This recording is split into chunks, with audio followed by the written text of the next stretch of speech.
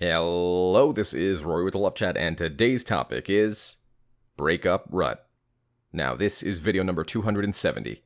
If you have a question you would like for me to consider featuring on the Love Chat, please write it in a comment below, and if you enjoy my videos, I would be so very grateful if you'd subscribe and hit like.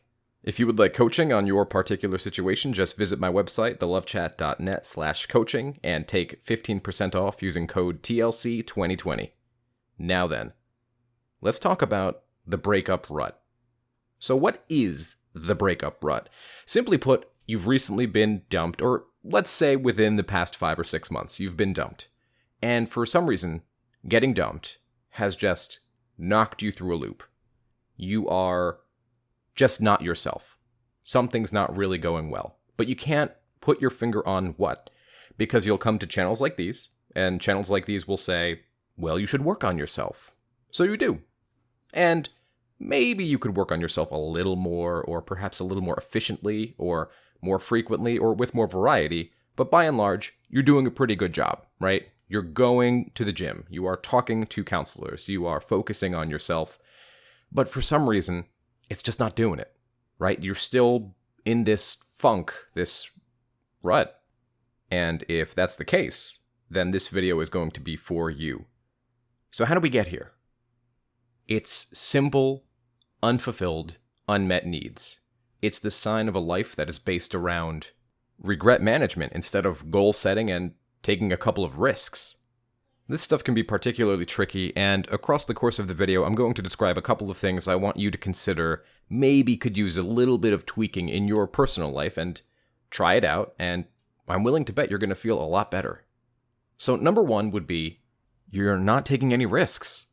You're not asking for the raise. You're not asking that girl out. You're not pushing yourself to do things that will help you grow. And because you're not taking enough risks, you're not seeing the balance. This feeds directly into number two, which is you're far too comfortable. Go do something that pushes you outside that comfort zone.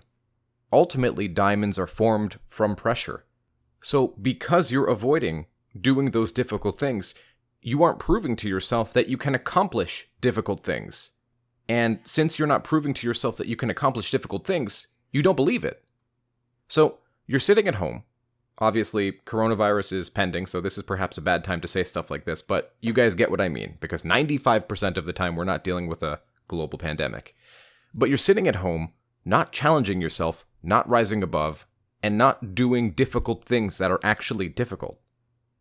So you're not accomplishing these difficult things, which, by the way, you are totally capable of accomplishing, but you don't believe it, so you're not even willing to try. But as soon as you become willing, as soon as you go out and do something outside your comfort zone and then succeed, what then? You have nowhere to hide. And this is what we do. See, many people don't set that bar, or rather, they pretend to set a bar, but don't actually ultimately do anything with the bar. Because if I don't set a goal, that means I'm also not setting a condition where I fail that goal.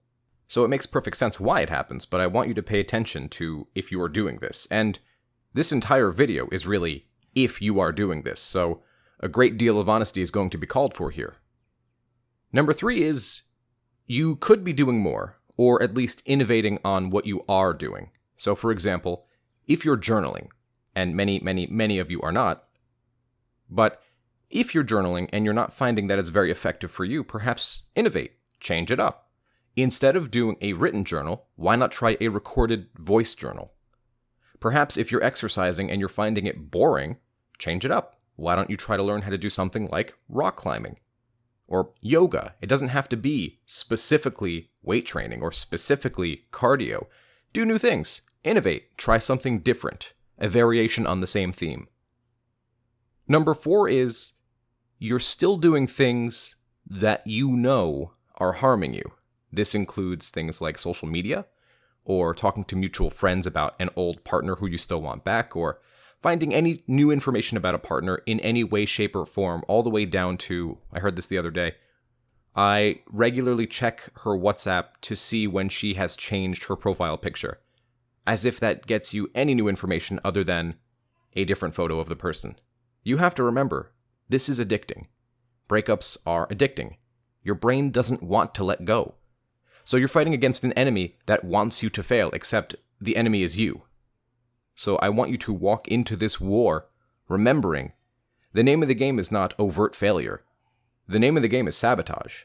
And you need to be wise enough to look out for when you are sabotaging yourself.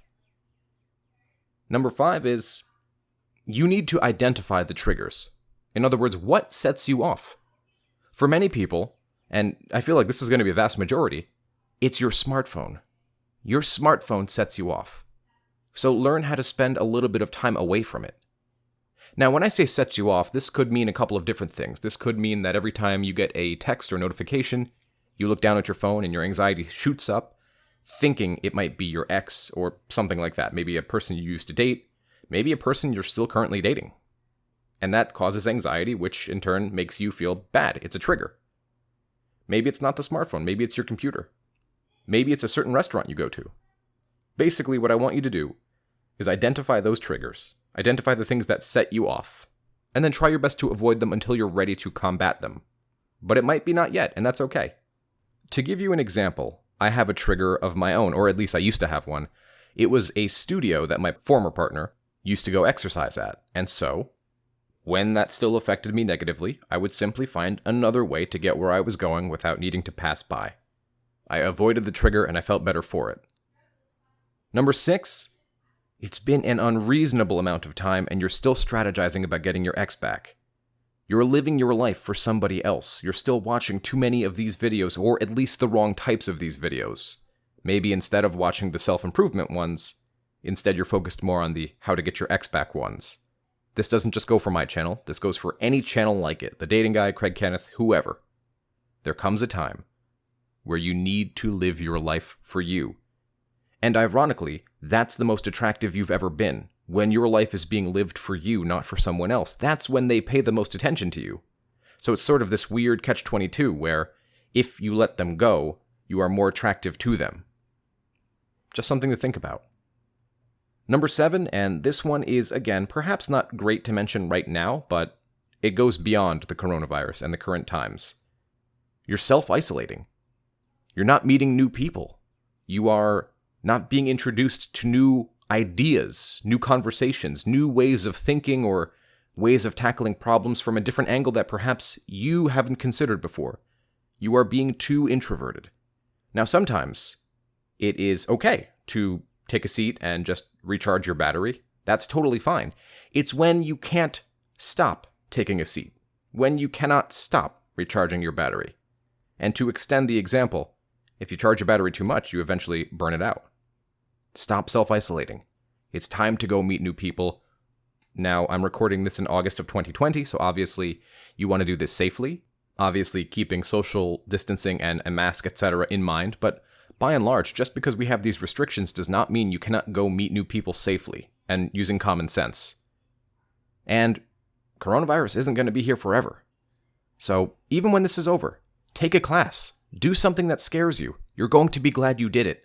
If you only think about the anxiety going in, then it goes back to what I said earlier.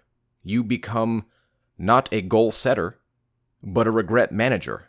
And what's the point? Number 8, you've identified your weak areas. Are you working on them? Now, if you need some help identifying some weak areas of your life, and that is to say, weak in the sense of not as strong as other areas. So what's a good example? Well, I refer everybody to a test called the Big 5, and I will include a link down below if you're interested in taking the Big 5 personality test. I think it'll be quite helpful for you.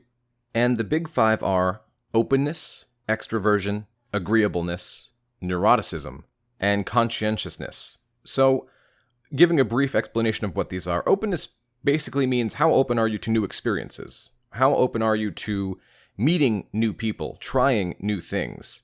And conscientiousness would be something like a self-discipline, a tendency towards planning things rather than just being spontaneous. Extroversion, that one's pretty obvious, and to a degree it is hand in hand with openness. Basically, extroverted people tend to be more dominant in social situations, and I think that would be pretty universally understood. Agreeableness is simply how nice, how considerate, how kind, how trustworthy are you? And there is such a thing as being too agreeable, and that is something that many people have. People who are lower on the agreeable scale, in other words, they are disagreeable, tend to have a bit more boundaries, but they also tend to be a bit more mean, and boundaries come from a different place. Rather than boundaries for myself, they come from boundaries to push others away. So, as you can see, we want to balance these things on the Big Five scale. And finally comes neuroticism, which is the tendency in which we experience negative emotions such as anxiety, depression, perhaps instability. And this is, of course, speaking on an emotional scale rather than personality disorder type things. So I would want you guys to take the Big Five and try to get better at your opposites. So, for example, if you are low in agreeableness, try being a bit more agreeable. Try things someone else's way. Be a bit kinder. Go out of your way to do good things for others just because it's a good thing to do. If you're introverted, well, have a hand at being slightly more extroverted. And folks, the purpose of this is not to beat yourself up and just wallow in self-misery, because that's more of the same, right? That's more of what got you here. And we're trying to get you out of here. Rather, this has to do with strengthening some things about your personality that could help you be a more well-rounded person, and that's the best way to think about it. So, I hope you've enjoyed this video, and that's all I had for today. If you found this video helpful and you'd like to help out my channel, all I need you to do is to subscribe and hit like. If you would like extra videos every week, private live streams with me, and free giveaways of my best-selling book on Amazon, just visit my Patreon, patreon.com/thelovechat, and I'll talk to you all next time.